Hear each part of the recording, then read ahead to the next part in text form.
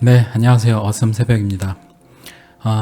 오늘은 간만에 리플과 전반적인 암호화폐 시장이 조금 움직이는 것 같은데요. 정말 오랜만인 것 같아요. 거의 20일 이평선 위에 이제 안착을 하고 올라가서 60일, 50일 이 정도까지 닿으려고 노력하고 있는 모습 보이고 있는데, 한번 지켜보자고요. 보고 오늘은 어떤 이야기를 좀 드리려고 하냐면, 전반적인 암호자산 시장이 전 세계적인 이제 경제 흐름, 요새 이란하고 또 미국이 충돌이 있죠. 이런 것들과 전반적인 흐름들이 우리가 포퓰리즘이라고 많이들 하잖아요. 우리가 암호자산 시장에 그런 포퓰리즘이 정확히 어떤 개념인지, 그리고 포퓰리즘이 또 우리가 알고 있기로는 대부분 좌파적인 의미로만 알고 있는데, 무한정 이제 그리스처럼 복지를 해주다가 안 좋은 경우처럼 이제 좌파적인 경우로만 알고 있는데, 실제로 포퓰리즘이 좌파적인 포퓰리즘도 있고 또 우파적인 포퓰리즘도 있다. 그래서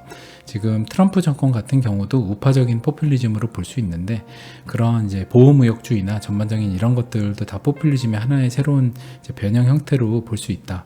그래서 이런 것들이 우리 암호자산 시장의 전 세계적인 경제 흐름과 더불어 어떤 식으로 귀결될 수 있는지, 그러니까 종착점이 암호자산 시장을 어떻게 흘러갈 건지, 그 전 세계적인 금융 세력들이 어떤 방향으로 지금 이 시장을 이끌어가고 어떤 그림으로 지난 세월을 이끌어 왔는지, 이런 것들을 한번 여러분들한테 같이 이제 공부해가는 그런 시간으로 가지면 좋을 것 같아서, 조금 처음에 약간 포퓰리즘이 어떻다 재미가 없을 수는 있지만 뒤로 갈수록 굉장히 흥미진진해지니까요. 한번 끝까지 들어보시면 좋을 것 같습니다. 그래서 포퓰리즘 일단 어떤 거냐라고 하면, 쉽게 예전 사례로 예를 좀 들어보면, 고대 이제 아테네에서 시민들이 광장에 모여서 중요한 이제 국사를 논의하고 결정하는 그런 관례가 있었다고 해요. 아테네가 BC 406년 이제 스파르타하고 전쟁을 치르는 중이었는데, 전투 중에 갑자기 만난 폭풍으로 인해서 많은 병사들이 익사한 사건이 발생했었대요. 그래서 아테네 시민들이 광장에서 토론을 거친 끝에 지휘자 6명을 구원 활동을 미흡했다는 이유로 처형을 해버렸다라고 해요. 그래서 이제 사실 그들이 이제 아테네 함대에 제도에서 벌였던 해전 이제 스파르타 함대를 격퇴하는 이런 전쟁에서 승기를 잡는데 엄청나게 공헌을 한 장군들이었다라고 해요.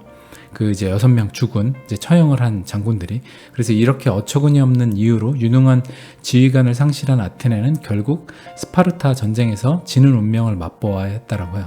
그래서 포퓰리즘이 일찍부터 민주주의의 맹점으로 지적되는 중우 정치의 대명사로 이제 쓰였다고 해요.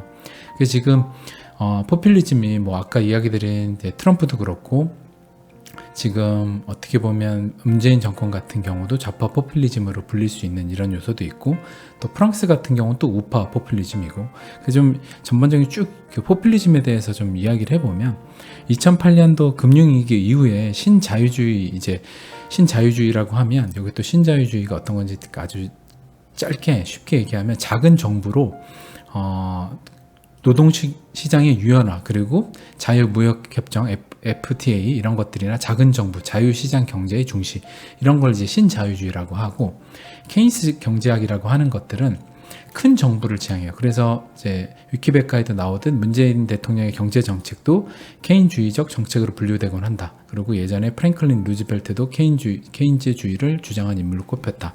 그래서 큰 정부, 이제 정부가 굉장히 시장이 공황이 오고 굉장히 안 좋을 때 많이 개입을 해서 돈도 풀고, 그 다음에 여러 가지들을 해야 앞으로 나아질 수 있다라는 이제 하나의 경제학 쪽을 케인즈 경제학이라고 하고, 신자유주의는 정부는 이제 작아야 된다라는 걸 얘기해요. 그래서 사실 이 둘이 어떤 게 맞다라고 볼 수는 없어요. 그래서 최근 이제 포퓰리즘 중심 국가들 사이에서, 중심 이제 국가들이란 G7 이런 데서 이제 포퓰리즘 유행을 하고 있는데, 영국의 브렉시트, 그리고 미국의 트럼프의 보호무역주의, 이런 것도 이제 우파적인 이제 그 포퓰리즘이라고 볼 수 있는데, 이런 식으로 모든 미국의 여러 문제들은 외국의 지금 미국한테 대미 이제 수출 적자를 이제 흑자만을 내는 국가들 때문에, 그다음 이민자 때문에 미국이 힘들어진다, 이런 식으로 이제 보호무역주의를 주장하면서 포퓰리즘을 하고 있고요. 그리고 예전에 남부 유럽이죠. 그리스, 스페인, 이탈리아 이런 데서 대부분 뭐 국가 채무랑 그 다음에 대중의 빈곤화 때문에 여긴 또 좌파적인 색채의 포퓰리즘이 등장을 했어요. 이제 몸 먹고 살기 힘들다 이래서 퍼줘야 된다. 이제 기본소득제라든지 막 이런 식으로 퍼주는 걸 하다가 그리스 같은 경우는 뭐 구제금융도 받고 굉장히 힘들어져서 유로존 자체의 첫 번째 이제 붕괴 위기를 맞이하게 된 이제 어떻게 보면 트리거 같은 방아쇠 같은 존재가 그리스죠. 그리고 북유럽 같은 이제 프랑스를 예를 들면 우파적인 포퓰리즘이 주도하는데 복지 삭감에 대한 우려, 그 다음에 이민 문제 같은 것이 이제 심각하게 다뤄지고 있더라고요. 그리고 또 덴마크, 오스트리아, 네덜란드 우파 포퓰리즘이 성장하는데 이민 문제가 역시 심각하게 대두되고 있다라고 하고요. 그래서 포퓰리즘이 뭐냐라고 하면 좀 쉽게 얘기해서 이민 문제나 뭐 어떤 문제들, 그 다음에 뭐 아니면 먹고 살기 힘들고 소득제, 저소득층 이러면 그런 사람들을 결집을 해가지고 좀 뭐랄까 선동이나 그 다음에 그룹을 점점 키워가지고 하나의 또 뭔가 색채를 만들어내는 이런 걸 포퓰리즘이라고 좀 보면 되는데, 이제 그래서 아까 북유럽 같은 경우나 뭐 덴마크, 뭐 오스트리아 이런데 쪽에서 이민 문제가 심각히 대두되고 있다. 이게 어떤 얘기냐면 이제 신자유주의가 우리나라보다 조금 못 사는 나라에서 저렴한 노동 인력들도 수급을 해서 그 사람들이 이 나라에 와서 일함으로써 어떻게 보면 자유무역, 그러니까 저 사람들한테는 큰 돈인데 우리한테는 작은 돈이고 허드렛 일 같은 걸 하면서 이런 식으로 여러 나라들의 어떻게 보면 저 나라는 돈 벌 기회를 주고 우리나라 같은 경우는 일할 사람이 없는 것을 뭔가 수급을 하고, 이런 것들이 이제 신자유주의인데 이런 것들이 이제 이민 문제를 낳은 거예요. 왜 그러냐라고 하면 그 나라 사람들이 점차적으로 이 나라에서 일을 하고 하면 그 나라의 조금 고급 인력들은 점차 계속 선진국 유럽에 가서 일을 할 거잖아요. 그러면 그 나라는 계속해서 부의 불균형이 유로존 사이에서도 잘 사는 나라, 뭐 독일이나 몇 개, 그다음 못 사는 나라, 이런 식으로 계속 그게 가속화가 되는 거예요. 이게 이제 신자유주의의 어떻게 보면 패단이라고 볼 수 있는데, 이런 이제 선진 서유럽 국가들에서 노령화 인구 증가 이후로 이제 동유럽이나 아프리카 난민을 받아들이게 된 데서 이제 이민 문제 같은 것들이 발생을 한 거예요. 그러다 보니까 뭐 몰래 이민도 하고 뭐 여러 가지 이제 문제가 많았겠죠. 그래서 유로존의 경우에 이제 경제 균이라가 아니라 독일 등 이제 북유럽 제조업이 강한 이런 뭐 독일 같은 경우는 굉장히 차 이런 것들이 강하죠. 이런 것들 이제 제조업 강한 국가들은 점차 수출 국가로 점점 이제 돈을 많이 벌고 자리를 잡고, 스페인, 그리스 같이 제조업 취약한 나라는 점차 이제 수입국으로 전락하면서 채무국으로 전락을 하는 거예요. 돈만 이제 계속해서 적자가 나는 거죠. 그리고 아까 이야기 드렸다시피 그 나라의 이과나 좀 뭔가 똑똑한 엘리트들은 대부분 뭐 독일, 영국 이런 이제 프랑스 이런 데로 나라들로 다 이민을 가거나 아니면 그 나라에서 일을 함으로써 인재들도 계속 글로 가니까 그 나라 산업 자체는 발전할 기회가 없는 거죠. 이러다 보니까 신자유주의의 이제 패단이 점차 유로존에도 생긴 거고, 그러다 보니까 유로존이 점차 불균형이 심해져서 그의 마지막으로 이제 영국이 브렉시트를 또 1월 달에 이제 지금이죠. 1월 달에 이제 이행한다라고 하는 지점까지 온 거예요. 그래서 전반적으로 우리가 어떻게 흐름이 왔는지, 지금 유로존이 어떻게 보면 미국과 또 하나의 축으로 굉장히 크잖아요. 유럽, 그 다음에 뭐 미국, 중국, 뭐 아시아 이런 식으로 이제 할 수 있을 것 같은데, 그 다음에 트럼프 경우 역시도 이제 우파 포퓰리즘이라고 볼 수 있다라고 했는데, 신자유주의 선도국이자 패권국인 미국이 이미 신자유주의 정책이 거의 끝에 이제 다다른 거예요. 신자유주의로는 더 이상 발전하기가 어려운 거예요. 왜냐하면 이미 양극화, 부의 편중화도 너무 심화됐고, 아까 이야기 드렸다시피 나라들 간의 그런 신자유주의 같은 경우 못 사는 나라, 잘 사는 나라 구분이 되듯이 이런 개인 간에도 나라 안에서도 그게 분명히 계급이, 실제로는 계급은 없지만 돈에 따른 계급이 존재해버리는 거예요. 그러다 보니까 지금 미국의 기득권, 뭐 공산당, 민주당 이런 모든 사실 당 자체도 모두 이제 신자유주의로는 더 이상 답이 없다는 상황은 인지하고 있어요. 그렇다 보니까 지금 민주당이 들고 나온 MMT 정책 같은 것들도 있고, 그 다음에 대선 주자들이 대부분 얘기하는 것들이 뭐 기본소득제라 아니면 어떤 복지 정책 이런 것들 다 얘기하고 있어요. 왜냐하면 제가 계속해서 이야기 드리다시피 그 나라들의 근간이 사실상 제일 두려운 게, 기득권이 제일 두려운 건 그 나라의 수많은 대중, 군중이 들고 일어나서 못 먹고 살겠다 해서 그 제도 자체를 엎어버리는 거잖아요. 그러면 사회주의로 갈 수도 없고, 그럼 이제 붕괴가 일어나니까 사실 그게 제일 두렵다 보니까 지금 이런 포퓰리즘으로 가고 있는 건데, 그럼에도 이제 미국 내 경제 사회적 상황은 이제 폭발 직전으로 계속해서 이제 신자유주의로 왔지만 폭발 직전까지 지금 간 상황이라, 트럼프라는 이제 대통령 그 사람이 나온 것도 어떻게 보면 예능인이고 이런 사람이 이 시대에 딱 맞춰서 뭔가 지금 정권을 잡고 된 이유 자체가 이 전반적인 신자유주의가 끝에 다다라서 더 이상 어쩔 수 없는 상황에 기존 정치인들도 더 이상 아까 얘기한 케인즈 경제학으로 갈 수도 없고 신자유주의, 그러니까 큰 정부를 지향하는 걸로 갈 수도 없고 그렇다고 사회주의로 갈 수도 없죠. 이미 사회주의는 자본주의의 진 시스템인 게 증명이 됐으니까. 왜냐하면 뭐 중국, 러시아 이런 데들도 대부분, 베트남도 그렇고 하이브리드 정책이잖아요. 정권은 1인 독재로 가지만 또 시장 경제를 받아들이는. 그래서 지금 이러지도 저러지도 못하는 상황에 트럼프라는 대통령 사람이 나와서 지금 모든 잘못을 외부 탓으로 돌리면서 보호무역주의, 패권 전쟁을 하고 있는 건데, 그러다 보니까 이제 또 중국하고도 하고 또 유럽하고도 하고 저희 나라랑도 또 하죠. 우리나라의 국방비 얼마 내라, 이런 것들이 다 지금 그냥 우리가 암호자산 시장을 보면서 스쳐 지나갈 뉴스가 아니라 제가 이따 이야기드릴 암호자산 시장이 어떤 식으로 귀결되는지에 다 연관이 되어 있는 내용이에요.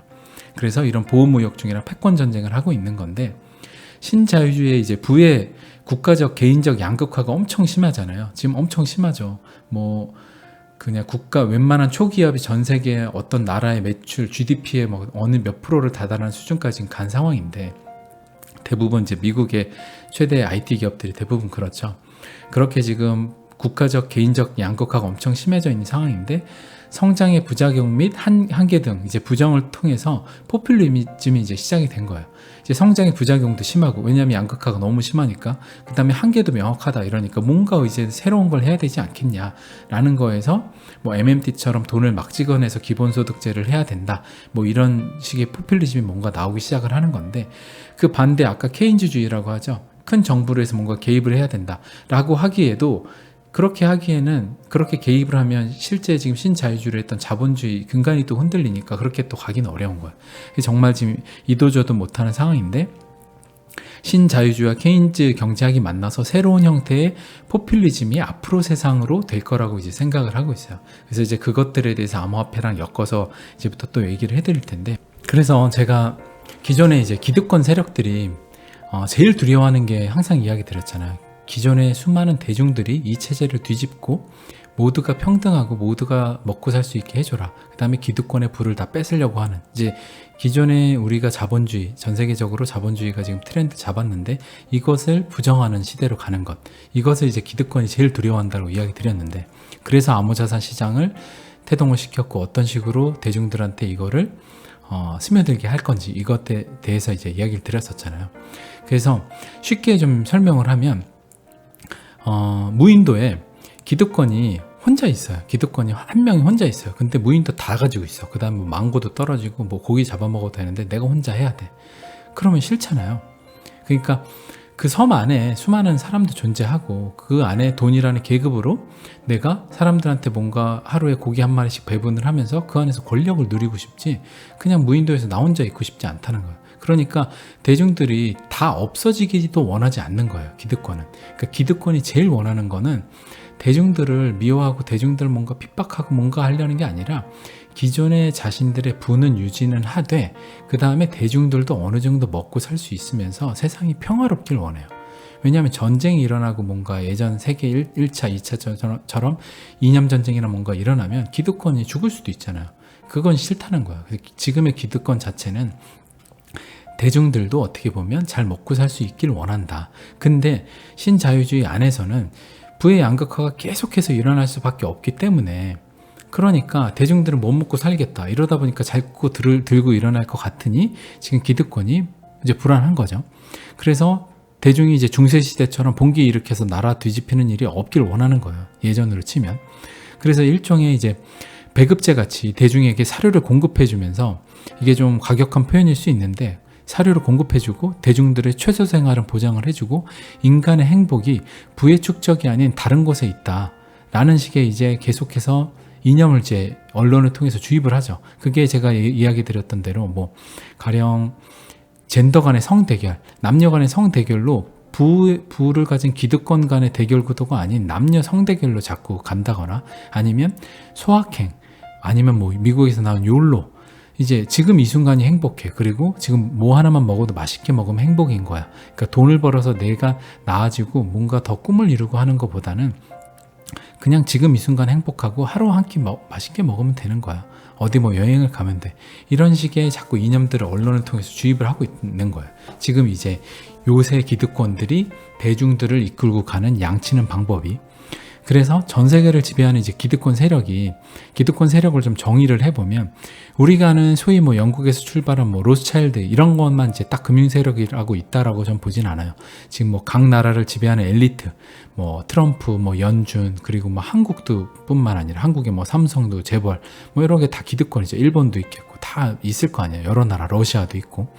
그런 모든 나라의 엘리트 기득권들이 를 포함한 것이 실제 요사의 이제 기득권이라고 보는데, 그들이 원하는 게 이제 아까 이야기 드린 대로 뭐 무인도 얘기했지만 양들 울타리 쳐놓고 부수지 않고 그냥 주는 사료를 잘 받아 먹으면서 때 되면 양털도 좀 깎아주고, 이런 이제 현재 존재하는 세상을 그냥 유지를 해주기를 원하는데, 그래서 그들이 지금 하려는 게 뭐냐, 이게 암호 자산 시장이랑 연결을 해보니까 뭘 하려고 하냐, 결국에는 지금 얼마 전에 이야기 드렸던 일론 머스크나 뭐 소뱅의 이제 손정희 회장 같은 경우도 인공위성을 띄우고, 페이스북이나 뭐 다 인공위성 띄우죠. 아마존도 띄우고 해서 전 세계 인터넷을 다 공급해서 그 사람들이 인터넷도 이용하게 해주고, 그 다음에 금융을 혜택을 못 받는 전 세계 금융 식민지가 아직 개척이 안 된 게 전 세계 이제 3분의 1, 75억 중에 뭐 25억, 30억 정도 인구인데, 그 나라 사람들 같은 경우는 아직도 금융의 혜택을 못 받잖아요. 그 말은 반대로 말하면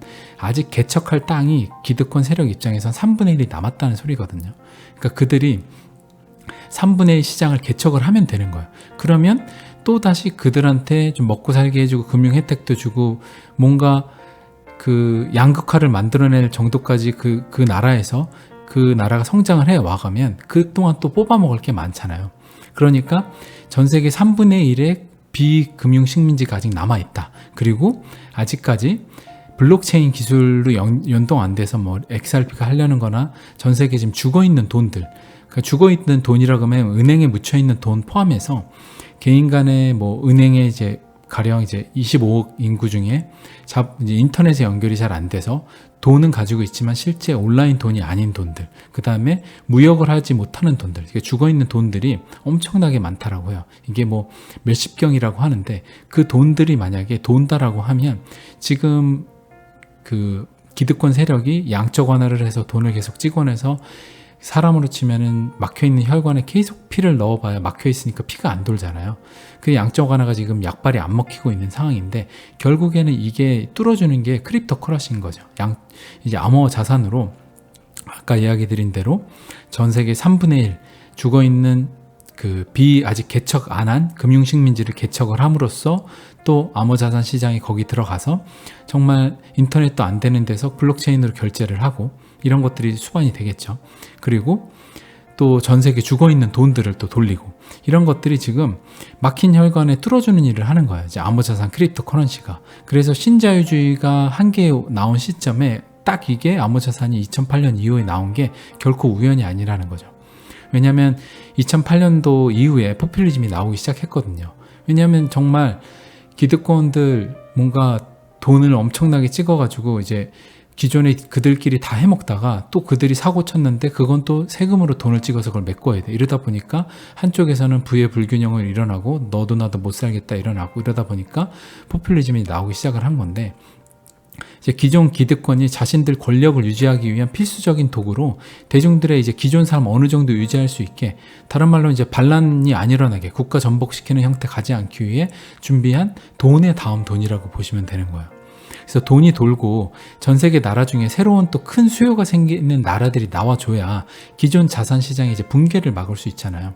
제가 크립토 커런시 시장이 왜 계속 이야기 드렸냐면, 기억을 해보시면 미국의 부채, 뭐 전 세계 지금 2008년 이후에 나라들의 부채가 어마어마해요. 뭐 한국 같은 경우 개인 부채도 크고.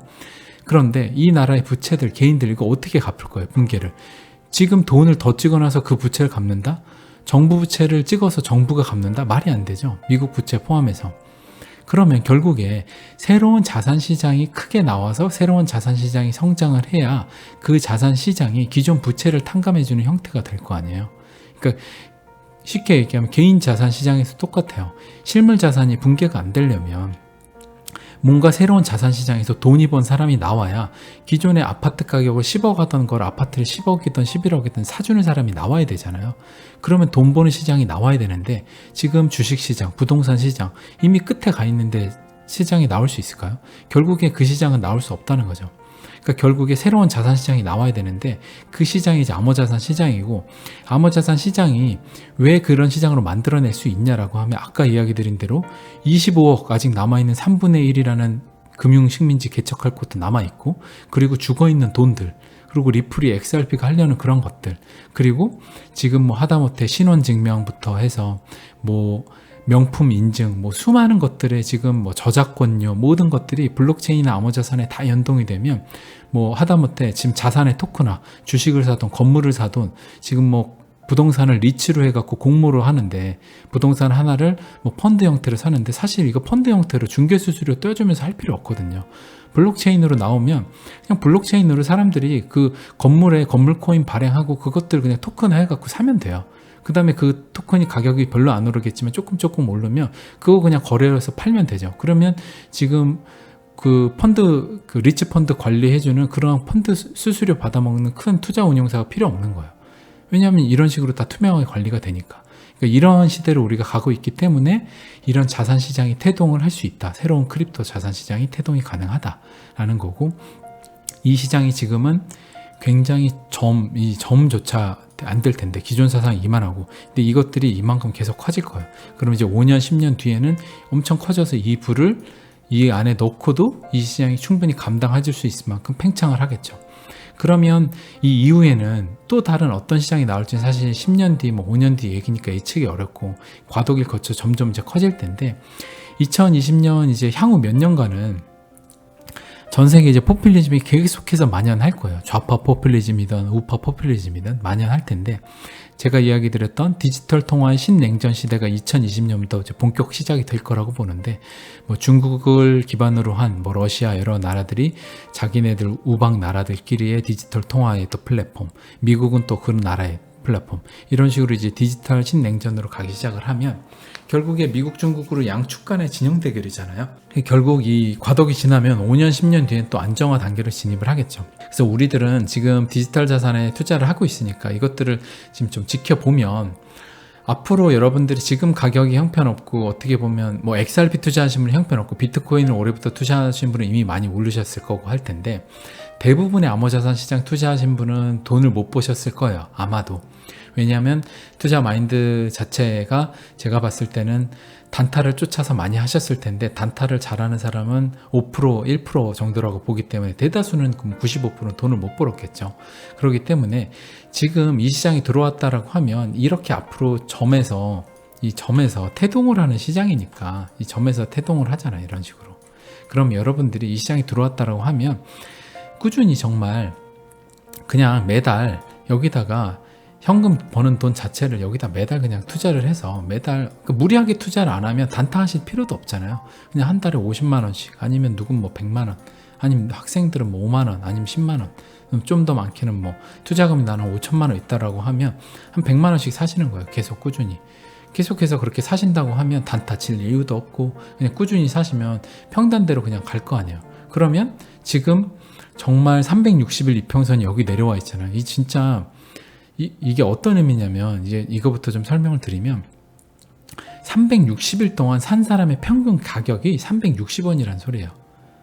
지금 이 파란 선 지금 60일 선이죠. 60일 동안, 그러니까 거의 지금 2달 동안 산 가격의 평균 가격은 260원이고 그거 위로는 290원. 그러면 1년 동안 산 사람의 평균 가격이 360원이란 소리는 정말 4,000원에 사거나 3,000원에 산 사람들은 다 떠나가고, 최근에 세력들이 많이 사서 모은 물량 360원, 이제 최근에 물량을 샀다. 이 물량들만 이미 남아있을 만큼 남아있고 그 전에 물량들은 다 떨어져 나갔기 때문에 평균 값으로 더했을 때 이 가격이 나온다는 소리예요. 이 평이 갖는 의미 자체가. 그래서 여러분이 지금 뭐 차트를 보고 이때 이거 뚫었으니까 이게 갈 거다. 이때 갔을 수도 이제 안 갔잖아요. 5월 달에. 근데 갈 것 같지가 안 갔죠. 안 갔을, 사실 갔어도 되는 자리인데 안 갔잖아요. 이땐 뭐 금융 세력이나 형님들이 때가 안 됐겠죠. 안 갔잖아요. 꼬꼬라 내려왔죠. 또 갈 것 같았어요. 또 안 갔죠. 맞고 또 떨어졌어요. 갈 것 같다 또 안 가죠. 또 떨어졌어요. 또 고를 팠어요. 여기서 가다가 또 오늘 지금 뭐 한 8% 올랐죠. XRP 같은 경우 많이 올랐는데 하다 또 떨어질 수 있어요. 그래서 뭐 180원 제가 계속 몇 번 이야기 드렸던 여기까지 또 빠질 수도 있죠. 근데 그거는 이 가격을 보지 마시고요. 이 가격은 그냥 저는 수량만 봐요, 지금. 왜냐면 제가 생각하는 XRP 가격은 정해져 있거든요. 그리고 저는 몇 프로를 얼마에 걸어놨다고 제가 이야기도 드렸잖아요. 그러면 지금 이것들 자체가 이 가격 자체 중요한 게 아니라 이런 360일 이평선이나 정말 오래된 이평선 한번 보세요. 그 가격이 여기까지 내려왔어요. 그러면 지금 여기서 가격을 올려서 360원에 가도 이상하지 않은 가격, 여기서 갈 수 있잖아요. 지금 여기까지 이평 뚫고 한 번에 올라가서 안착할 수 있죠. 그러면 날아가겠죠. 이만큼 360일까지 붙여줄 수 있는 자리까지 내려왔다. 그것은 정말 우리의 수많은 경쟁자이자 친구이자 많은 투자자들, 암호자산 투자자들이 다 떠나고 이제는 정말 몇 안 되는 악성, 어떻게 보면 세력 입장에서는 악성이고 우리 입장에서는 정말 진성, 몇 안 되는 사람들만 남아있는 시장으로 와 있다. 그만큼 정말 이게 내려오고 내려와 있다 라는 걸 여러분들이 생각을 하시면 되니까, 다시 얘기를 드리지만 이게 좀 가다가 이번에 맞고 떨어져서 180원이 가건 가격을 전 안 보고요. 그냥 지금 XRP 전 수량을 보고 이평선들을 봐요. 이것이 만약에 더 내려간다면 더 내려올 거예요. 뭐 300원까지 내려오겠죠. 이렇게 내려오면 300원까지 한 번에 붙여주는 거예요. 그냥 그럼 에너지 한 번 모였다 가겠죠. 그러니까 지금 전 세계적인 이야기들이 뭐 구글, 애플, 뭐 아마존, 페이스북, 그 다음에 뭐 중국, 뭐 텐센트, 알리바바, 화웨이 뭐 이런 나라들 다 암호화폐 세계 중소국가보다 더 힘이 센 세계 초기업들이 다 암호화폐 준비하고 있죠. 그 나라 다 지금 암호화폐 춘추전국 시대로 제가 갈 거라고 이야기 드렸잖아요. 그런 식으로 가고 국가들 또 올해 이제 중국 발행하고 어디 발행하고 다 발행을 할 거예요. 그러니까 여러분들이 지금 오늘 뭐 가격이 지금 조금 오르고 있는데 가격이 조금 내려간다가 다시 여기서 시간이 더 끌거나 뭐 어떻게 된다 해도 지금 뭐 보면 지금 이런 식으로 올라가고 있는데, 또 여기서 더 내려가서 뭐 180원이 가든 시간이 더 끌러도 결국에는 전세적인 추세나 방향성 자체가 지금 시대적 방향성이 이쪽으로 가고 있기 때문에 이 이평선들 계속 내려오면 우리들의 경쟁자나 대중들 다 떨어져 나가는 거니, 여러분들은 원래 여러분들이 하시던 대로, 여러분들이 원래 암호자산 투자 안 하셨으면 그냥 하지 마시고요. 여러분들이 원래 하셨다고 하면 전혀 불안하지 마시고 그냥 지금처럼만 하시면 될 것 같아요. 그러니까 지금 가격이 지금 이만큼 빠지고 뭐 이평선이 내려와 싸서 지금 내 몰빵해서 들어가야지. 결국에 그 사람 다 잃습니다. 돈 그렇게 벌면. 그러니까 그냥 하시던 대로, 안 하시던 분은 지금 시장에서도 역시 해갖고 돈을 벌면 그건 탐욕이기 때문에 결국에 다 잃게 되니까 내 돈이 아닌 거니, 지금 만약에 혹시 시작하실 분들이라고 하면 돈 10,000원씩이라도 한 달에 한번 해보세요.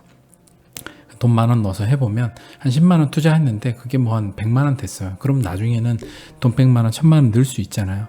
그러니까 절대 무리하지 마시고 본인의 지금 키워진 꿀단지 크기만큼만 하셔서 요번 사이클 한번 경험을 해보시길 바라고, 기존에 하고 계시던 분들은 본인의 꿀단지 크기를 꼭 이번 사이클에 업그레이드 해보시길 바라겠습니다.